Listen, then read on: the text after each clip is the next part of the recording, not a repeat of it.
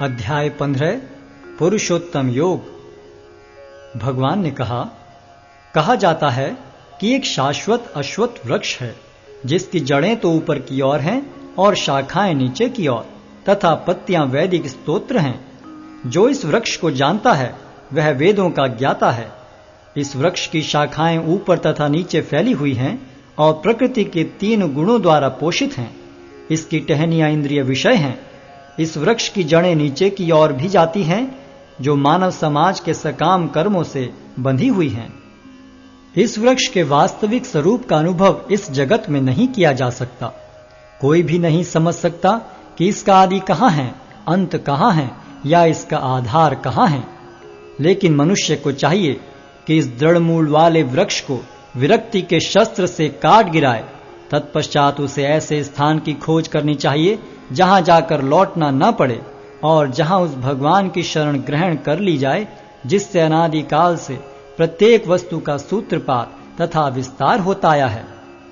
जो झूठी प्रतिष्ठा, मोह तथा कुसंगति से मुक्त हैं, जो शाश्वत तत्व को समझते हैं, जिन्होंने भौतिक काम को नष्ट कर दिया है, जो सुख तथा दुख के द्वंद्व से मुक्त हैं और जो मोह रहित होकर परम पुरुष के शरणागत होना जानते हैं, वे उस शाश्वत राज्य को प्राप्त होते हैं।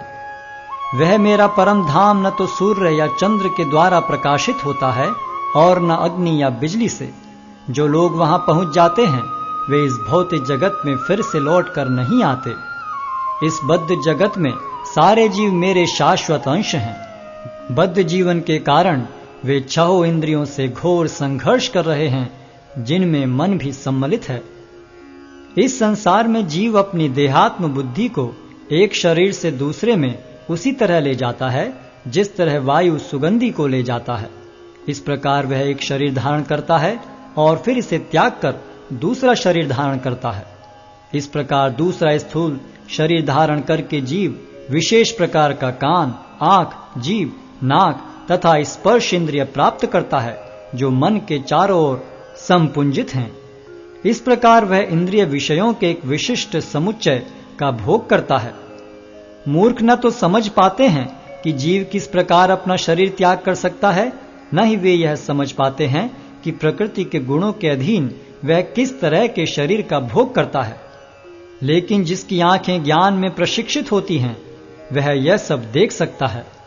आत्म साक्षात्कार को प्राप्त प्रयत्नशील योगी जन यह सब स्पष्ट रूप से देख सकते हैं। लेकिन जिनके मन विकसित नहीं हैं और जो आत्म साक्षात्कार को प्राप्त नहीं हैं, वे प्रयत्न करके भी यह नहीं देख पाते कि क्या हो रहा है। सूर्य का तेज जो सारे विश्व के अंधकार को दूर करता है मुझसे ही निकलता है। चंद्रमा तथा अग्नि के तेज भी मुझसे उत्पन्न हैं। मैं प्रत्येक लोक में प्रवेश करता हूँ और मेरी शक्ति से सारे लोग अपनी कक्षा में स्थिर रहते हैं। मैं चंद्रमा बनकर समस्त वनस्पतियों को जीवन रस प्रदान करता हूँ। मैं समस्त जीवों के शरीरों में पाचन अग्नि हूँ और मैं श्वास प्रश्वास में रहकर 4 प्रकार के अन्नों को पचाता हूँ। मैं प्रत्येक जीव के हृदय में आसीन हूँ और मुझसे ही स्मृति, ज्ञान तथा विस्मृति होती है। मैं ही वेदों के द्वारा जानने योग्य हूँ। निस्संदेह मैं वेदांत का संकलन करता तथा समस्त वेदों का जानने वाला हूँ। जीव 2 प्रकार के हैं, च्युत तथा अच्युत।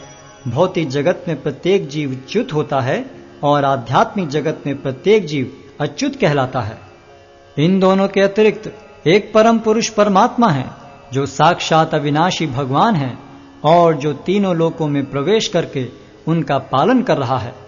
चूंकि मैं क्षर तथा अक्षर दोनों के परे हूँ और चूंकि मैं सर्वश्रेष्ठ हूँ, अतएव मैं इस जगत में तथा वेदों में परम पुरुष के रूप में विख्यात हूँ।